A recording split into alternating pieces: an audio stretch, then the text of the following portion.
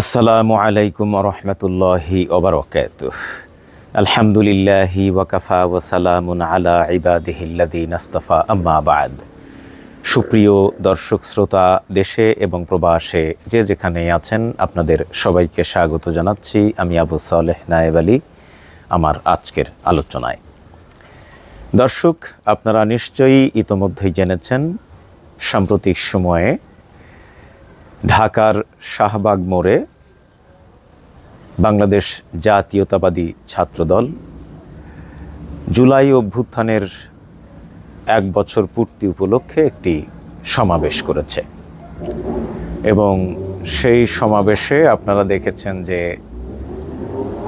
বাংলাদেশ জাতীয়তাবাদী ছাত্রদলের সংগ্রামী ছাত্র সভাপতি রাকিবুল ইসলাম রাকিব বক্তব্য রেখেছেন। তো তার বক্তব্যে তিনি কি বলেছেন সেটি নিয়ে আমি কিছুটা আলোকপাত করব। তবে তার আগে বিএনপির ভারপ্রাপ্ত চেয়ারম্যান জনাব তারেক রহমানের সাধারণ জীবনযাপন লন্ডনে তিনি করেন কিনা সেটি নিয়ে একটু আলোচনা করতে চাই।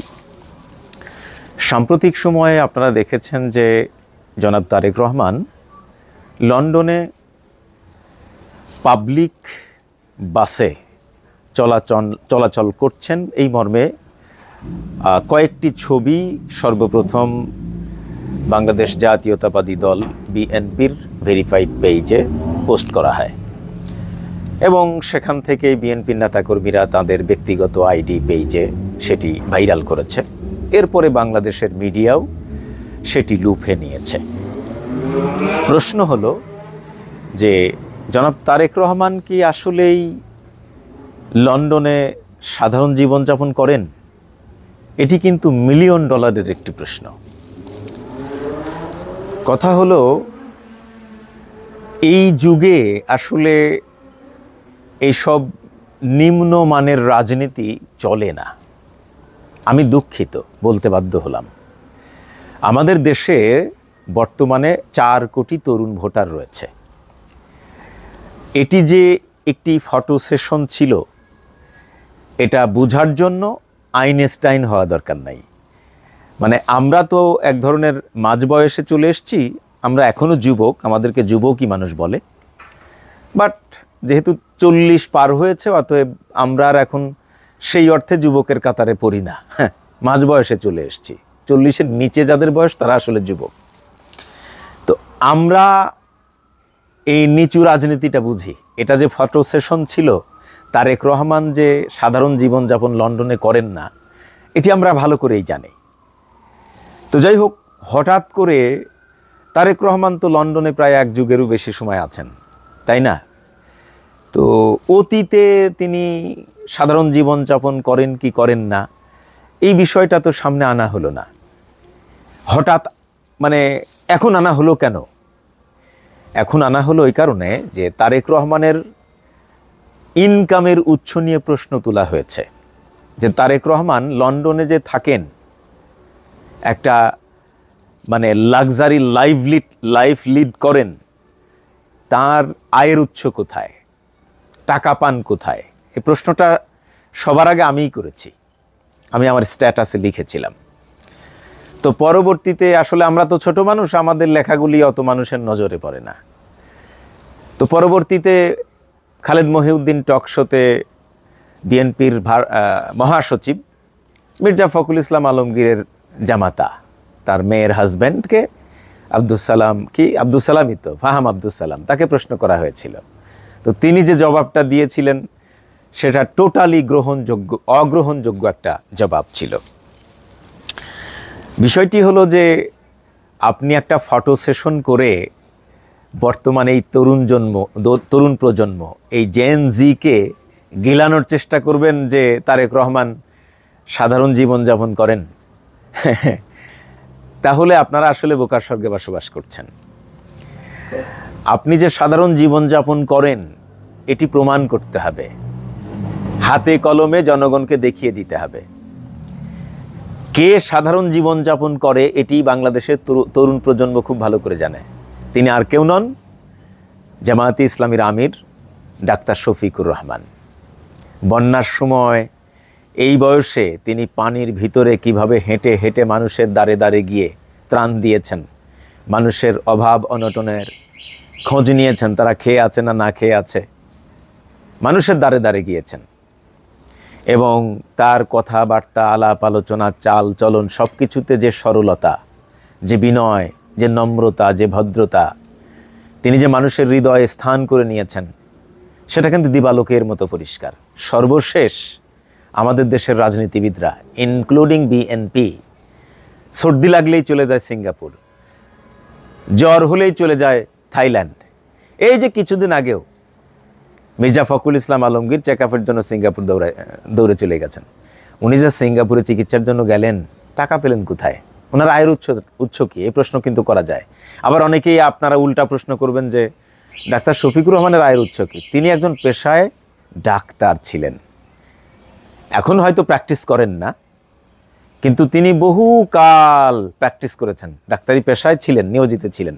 এবং আপনারা জানেন যে তার একটা মেডিকেল কলেজ আছে। তো সব মিলিয়ে আপনারা তার আয়ের উৎস জিজ্ঞাসা করতে পারেন, তদন্ত করতে পারেন, কোনো সমস্যা নাই। তো এনিওয়ে, তো আমি যেটা বলতে চাচ্ছিলাম যে এই সকল মানে বস্তা পচা রাজনীতি জেনজিরা বোঝে। মানে যখনই আয়ের উৎসের কথা বলা হয়েছে তখনই তার সাধারণ জীবনযাপন সামনে আনা হয়েছে। কিন্তু এই বিএনপির নেতাকর্মীরা যে বাসে উনি উঠেছিলেন, ওই বাসের ড্রাইভারকে 2 টাকার কামলা বলে, যেটা আগে ছাত্রলীগ, যুবলীগ, আওয়ামী লীগের লোকজন বলতো। এই যে আমাদের ইলিয়াস ভাই, আমাদের কনক ভাই সহ আরও অনেকেই ট্যাক্সি চালায়, সংসার চালায়। আমি যদিও একটা গভর্নমেন্ট জব করি, সরকারি চাকরি করি, যুক্তরাষ্ট্রের দৃষ্টিকোণ থেকে আলহামদুলিল্লাহ আমি একটা ভালো জব করি। New York city transit metropolitan transportation অথরিটির বাস ড্রাইভ করি, সরকারি বাসের একজন অপারেটর। এখানে ড্রাইভার বলে না, অপারেটর বলে। তো আমাকেও 2 টাকার কামলা বলে গালি দিয়েছে সেই আওয়ামী লীগ, যুবলীগ, ছাত্রলীগের নেতাকর্মীরা। সেই একই ন্যারেটিভ এখন বিএনপি, যুবদল, ছাত্রদলের নেতাকর্মীরা আমাদের ক্ষেত্রে প্রয়োগ করে। বিষয়টা হলো যে যারা অন্যের পেশা নিয়ে খোঁটা দেয়, তাদের আসলে কোনো পেশা নাই। তাদের পেশা কি জানেন? হয় চুরি করা, নাই ডাকাতি করা, নাই চাঁদাবাজি করা, নাই ছিনতাই করা, নাই রাহাজানি করা, একেবার কিছু না হলেও ভিক্ষা করা। যারা ভিক্ষি করে খায়, যারা চুরি করে খায়, যারা ডাকাতি করে খায়, যারা চাঁদাবাজি করে খায়, চাঁদা তুলে খায়, এরাই অন্যের পেশা নিয়ে খোঁটা দেয়, অন্যের পেশা নিয়ে তুচ্ছ-তাচ্ছিল্য করে। This is the reality. BNP যারা করেন, এদের অধিকাংশের পেশা হচ্ছে চাঁদাবাজি করা। চাঁদাবাজি করে এরা সংসার চালায়। একেবার সিম্পল, ভেরি সিম্পল। এবার আসুন আমরা ছাত্র দলের সমাবেশ নিয়ে কিছু কথা বলি। ছাত্র দলের সমাবেশে রাকিব বক্তব্য রেখেছেন, ছাত্র দলের অছাত্র সভাপতি। সত্য কথা বলতে কি, তার বক্তব্যে শিখার মতো কিছুই ছিল না। মানে এত বড় একটি ছাত্র সংগঠনের সভাপতি, তিনি এত প্রস্তুতি নিয়ে ছাত্র দলের সভাপতি হিসাবে মঞ্চে বক্তব্য দিতে এসেছেন, মঞ্চ কাঁপাচ্ছেন, কিন্তু তার বক্তব্যের মধ্যে আসলে শিখার কোনো কিছু ছিল না। ছাত্র জনতার বুঝার, শিখার, ছাত্র জনতার ওনার এই বক্তব্য থেকে নেওয়ার মতো কিছুই ছিল না। এটা হচ্ছে বটম লাইন। এরপরে আসেন, তিনি কিছু হুঙ্কার দিয়েছেন সেখানে, যেমন কারোর যদি শক্তি থাকে তাহলে ছাত্র দলের সাথে যেন এসে ফেস করে। আচ্ছা, এই কথাটা উনি কেন বলেছেন? এই একটা কথা বলেছেন, ছাত্র দলকে রুখার সাহস কারো নেই। ছাত্র দলকে রুখতে হবে কেন? এই প্রশ্নটাই আসবে কেন? ছাত্র দলকে কি কেউ কিছু বলেছে? কেউ কিছু বলেছে ছাত্র দলকে? বরং এই ছাত্র দল, যুব দল, জামাত এবং শিবিরকে নিয়ে যে সমস্ত স্লোগান দিয়েছে, যে সমস্ত বক্তব্য রেখেছে, এই জাতীয় হুঙ্কার তো ছাত্র শিবির দেবে বা জামাত দেবে। কিন্তু জামাত কি দিয়েছে? কি করেছে? যে নয়ন একটা কি বলে, পিঠের চামড়া রাখবো না, মানে মুজাহিদের বাচ্চারা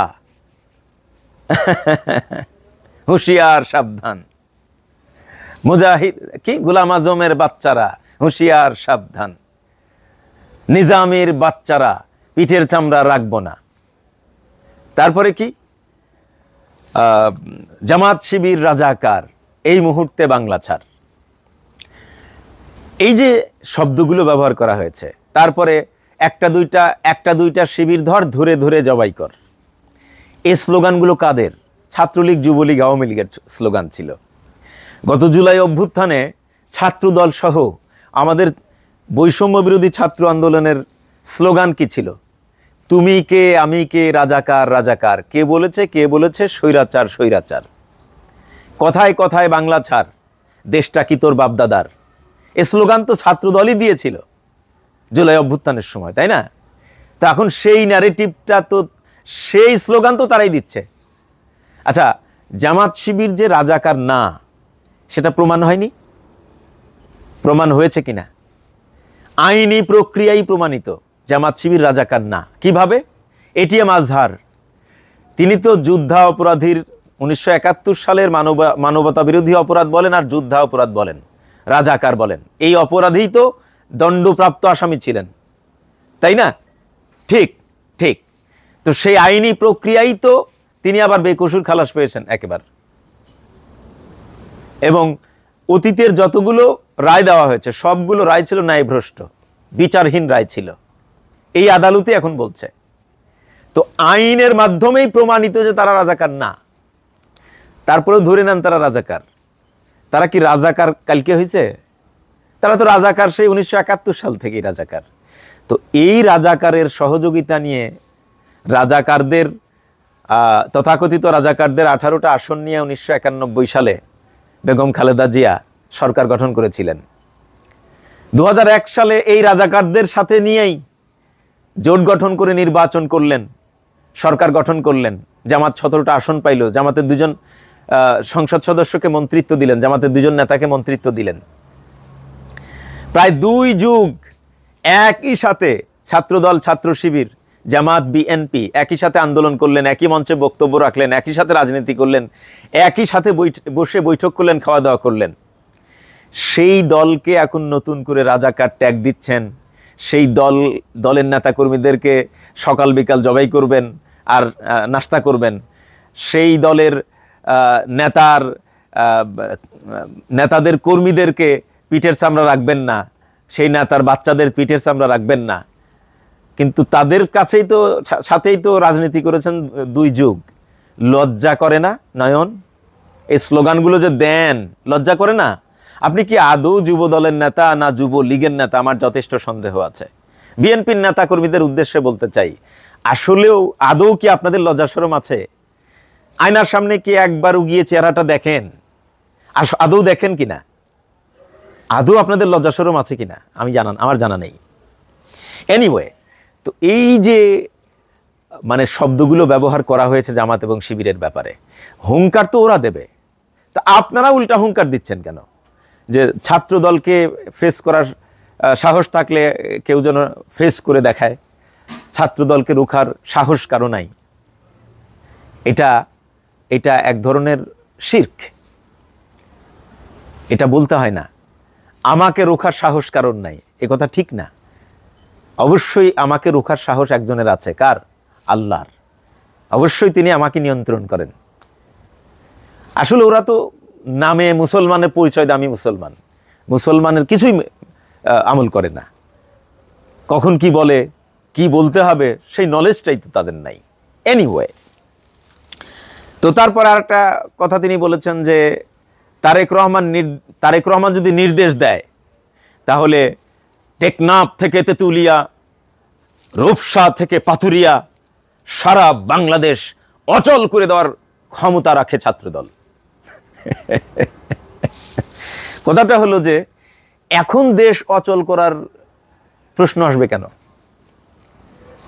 এখন ছাত্রদল দেশ অচল কেন করবে? দেশে কি ফ্যাসিজম আছে? দেশে কোনো অবৈধ সরকার আছে? দেশে কোনো স্বৈরাচার সরকার আছে?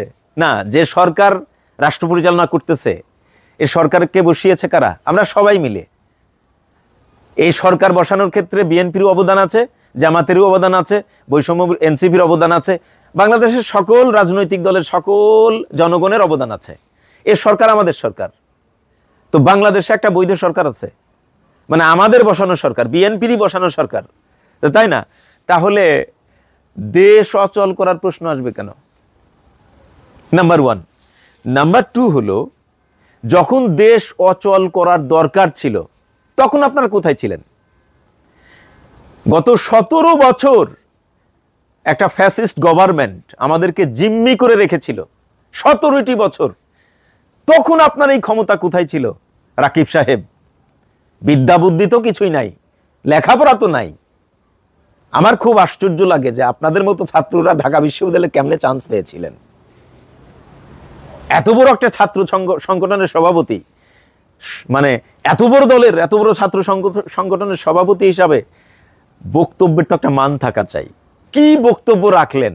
আপনার এই বক্তব্য থেকে ছাত্ররা কি শিখবে, কি নিয়েছে আমাকে বলেন তো। এই যে কথাটা বললেন যে তারেক রহমান যদি নির্দেশ দেয় তাহলে টেকনাফ থেকে তেতুলিয়া, রূপসা থেকে পাথুরিয়া সারা বাংলাদেশ অচল করে দেওয়ার ক্ষমতা রাখে ছাত্রদল, এটা তো সন্ত্রাসীদের বক্তব্য। রাষ্ট্র আপনি অচল কেন করবেন? রাষ্ট্র যখন অচল করার দরকার, দেশ যখন অচল করার দরকার, তখন কোথায় ছিলেন? আপনাদের নেত্রীর বাসার সামনে বালুর ট্রাক রাখা হলো। সামান্য আপনাদের নেত্রীর বাসার সামনের বালুর ট্রাক সরাতে পারেন নাই, আর আপনারা দেশ অচল করে দেওয়ার ক্ষমতা রাখেন। বক্তব্য যে রাখছেন, আপনার নেতাকর্মীরা আপনার বক্তব্য শুনছে, কিন্তু সারা বাংলাদেশের মানুষ আপনার বক্তব্য শুনে হাসাহাসি করেছে। আপনার নেত্রীকে মিথ্যা মামলায় গ্রেফতার করা হলো, আপনার নেত্রীকে তার বাসার থেকে বের করে দেওয়া হলো, আপনার নেত্রীকে 2 বছরের বেশি সময় জেলে রাখা হলো। কোথায় ছিলেন তখন? যখন দেশ অচল করার দরকার ছিল তখন কোথায় ছিলেন? আপনার নেত্রীকে গ্রেফতার করার সাথে সাথে তো আপনাদের উচিত ছিল দেশ অচল করে দেওয়া। পেরেছিলেন কি? পারেন নাই। এখন তো দেশ অচল করার কথা কেউ বলছে? কেউ কি বলছে দেশ অচল করতে হবে? বিএনপির কোন নেতা বলছে দেশ অচল করতে হবে? বিএনপির কোন নেতাকর্মী, ছাত্র দলের কোন নেতাকর্মী, যুব দলের কোন নেতাকর্মী কি দাবি জানিয়েছে যে দেশ অচল করতে হবে কোনো একটা ইস্যুকে সামনে এনে? তাহলে এই সমস্ত কথা কেন আনতেছেন? হুমকি দিচ্ছেন, মানুষকে ভয় দেখাচ্ছেন, অন্যান্য রাজনৈতিক দলের নেতাকর্মীদেরকে ভয় দেখাচ্ছেন। হ্যাঁ, ভয় দেখাচ্ছেন। হারকিউলিক্স হয়ে গেছেন এখন। গত 17 বছর আপনাদের কোনো খোঁজ ছিল না। তারেক রহমান বিদেশে কেন? কেন বিদেশে? তাকে মুসলেখা দিয়ে বিদেশে যাইতে হলো কেন? কোথায় ছিলেন তখন আপনারা? বলেন, দেশটা যখন অচল করা দরকার ছিল কোথায় ছিলেন? 3টা নির্বাচন করেছে, তামাশা নির্বাচন করেছে শেখ হাসিনা। তখন তো আপনাদের উচিত ছিল দেশ অচল করে দেওয়া। 2014, 2018, 2024 এই 3টা নির্বাচনের আগে বা পরে, ওই সময় তো দেশ অচল করে দেওয়া দরকার ছিল। কোথায় ছিলেন তার রাকিব সাহেব? কোথায় ছিলেন? এ সমস্ত কথা কেন বলেন আমার বুঝে আসে না। এটাই কি আপনাদের রাজনীতি? এই বক্তব্য থেকে ছাত্র দলের, ছাত্র সমাজ বা ছাত্র দলের কর্মীরা কি শিখবে? অন্যান্য সাধারণ ছাত্ররাই বা কি শিখবে? বলেন আমাকে। আমি আপনাদের কাছে প্রশ্ন রাখতে চাই, কি বক্তব্য দিলেন উনি? উনার বক্তব্যের আসলে নির্যাসটা কি আমার বোধগম্য নয়। আবার এখানে অনেকেই, আমি একটা পোস্ট দিয়েছি, পোস্ট দেওয়ার পর বলছে আপনার জামাত কোথায় ছিল, আপনার শিবির কোথায় ছিল? তারা কি কখনো বলেছে? এত বড় সমাবেশ তো তারা সোহরাওয়ার্দী উদ্যানে করলো, তারা কি বলেছে দেশ অচল করে দেওয়ার ক্ষমতা রাখে জামাত, দেশ অচল করে দেওয়ার ক্ষমতা রাখে শিবির? শিবিরকে ফেস করার ক্ষমতা যদি কারোর থাকে সে যেন শিবিরের সামনে আসে। বলছে কথা? শিবিরকে রুখার সাহস কারো নাই, জামাতকে রুখার সাহস কারো নাই। এই সমস্ত আলতু ফালতু বক্তব্য, এই সমস্ত নিচু মানের রাজনৈতিক বক্তব্য জামাতের, শিবিরের কোনো নেতা দিয়েছে? দেয় নাই। তাহলে আপনারা এই প্রশ্ন কেন করবেন যে তারা কোথায় ছিল? আবার কেউ কেউ বলছেন ছাত্র দল তো মাঠেই ছিল। তা মাঠে ছিলেন, বেগম জিয়ার বাসার সামনে থেকে ট্রাক সরাতে পারেন নাই কেন? বালি ট্রাক সরাতে পারেন নাই কেন? ছাত্রদল মাঠেই ছিল। তো মাঠেই ছিল, বেগম খালেদা জিয়াকে গ্রেপ্তার করা হলো, কি করেছেন? ঘোড়ার ঘাস কেটেছেন? ঘোড়ার ঘাস কেটেছেন, এই তো করেছেন, এই তো পারেন আপনারা। এখন একেবারে হারকিউলিক্স হয়ে গেছেন। গত 1 বছরে তারেক রহমান বলেন, বিএনপির বড় বড় নেতারা বলেন, যুব দলের নেতা বলেন, ছাত্র দলের নেতা বলেন, আমি কারোর বক্তব্যে মানে দেশের জন্য বা দেশবাসীর জন্য ভবিষ্যৎ কোনো পরিকল্পনা দেখতে পাই না, কোনো রাজনীতি দেখতে পাই না। শুধু ক্ষমতাটা তারা চান, আর কিচ্ছু চান না। ক্ষমতা পাইলেই পকেট ভারী করা যাবে, দ্যাটস ইট। শেষে যে কথাটি বলে শেষ করতে চাই, এই যে শাহবাগে ছাত্রদল একটা সমাবেশ করলো, এই সমাবেশ নিয়ে কিছু মানুষ প্রতিক্রিয়া জানিয়েছে। আবার নেগেটিভ কিছু বিষয়ও সামনে এসছে, যেমন জামায়াতের একটা মহাসমাবেশ হয়ে গেল। সাংবাদিকরা কিন্তু সবসময় খুঁত ধরার চেষ্টা করে। জামাতের অনেক কর্মীকে প্রশ্ন করা হয়েছিল যে জামাত আপনাদের খাবার দেয় নাই, আপনাদের বাস ভাড়া দেয় নাই, আপনাদের টাকা দেয় নাই, আপনাদেরকে ভাড়া করে আনে নাই, আদৌ আপনি জামাত করেন কিনা। অনেক চেষ্টা করেছে কিন্তু পারে নাই, নেগেটিভ কিছুই বের করতে পারে নাই। কিন্তু ঠিকই ছাত্র দলের সমাবেশে নেগেটিভ অনেক কিছুই বের করে ফেলেছে। একজনকে জিজ্ঞাসা করেছে, তুমি কোন ক্লাসে পড়ো? বলে ক্লাস 8-এ পড়ি। কোন স্কুলে পড়ো? কয় মিরপুর 12-তে পড়ি। আবার সুনামগঞ্জ থেকে একজন আসছে, আমার থেকে বয়স অন্তত 10 বছরের বড় হবে, 50 বছরটার বয়স টয়স হবে, উনি ছাত্র দলের সেক্রেটারি। এনিওয়ে, যেটা আমি বলতে চাচ্ছিলাম যে প্রথম কথা হলো যে আমাদের দেশটা জনবহুল দেশ। ছাত্রদলের উচিত ছিল সোহরাওয়ার্দী উদ্যানের মতো কোনো একটা উদ্যানে, কোনো একটা খেলার মাঠে, জাতীয় স্টেডিয়াম আছে, মিরপুর স্টেডিয়াম আছে না, এরকম স্টেডিয়ামে সোহরাওয়ার্দী উদ্যানের মতো এরকম জায়গায় প্রোগ্রামটা করলে, সমাবেশটা করলে ভালো হতো, লোকজন ভোগান্তি পোহাতো না। এটা আমি ছাত্রদলের ব্যাপারে এই জায়গায় নেগেটিভলি বলছি না, পরামর্শ দিচ্ছি আর কি। এলো 1। আর 2 হলো আমাদের জনগণেরও বোঝা উচিত, আসলে আমরা তো বহির্বিশ্বের সম্পর্কে কিছু জানি না। এই যে আমি যুক্তরাষ্ট্রের নিউ ইয়র্ক সিটিতে থাকি, নিউ ইয়র্ক সিটিতে কিন্তু ফর নাথিং রাস্তা বন্ধ থাকে। এই যে এখন এক সামার চলতেছে না, ব্ল্যাক পার্টি থাকে। ব্ল্যাক পার্টি বলতে আফ্রিকান আমেরিকান যারা আছে, নিগ্রো যারা আছে, তাদের ব্ল্যাক পার্টি প্রত্যেক উইকেন্ডে, শনিবার অথবা রবিবার, মানে এমন ভোগান্তি পোহায় এই নিউ ইয়র্ক সিটির জনগণ। ধরেন বাস রাউট বন্ধ, কারণ বাস চলবে কিভাবে? ডিটুর আছে, বাট স্টিল ভোগান্তি। মানুষ সময় মতো কাজে যাইতে পারতেছে না, সময় মতো বাসায় আসতে পারতেছে না, হসপিটালে যাইতে পারতেছে না, ভোগান্তি পোহাচ্ছে। কিন্তু এরপরেও ওটা তাদের রাইট, কারণ তারা সিটির অনুমতি নিয়ে, গভর্নমেন্টের সিটি কর্পোরেশনের অনুমতি নিয়েই এই রাস্তাগুলো ব্লক করেছে। এরকম কিছু আছে।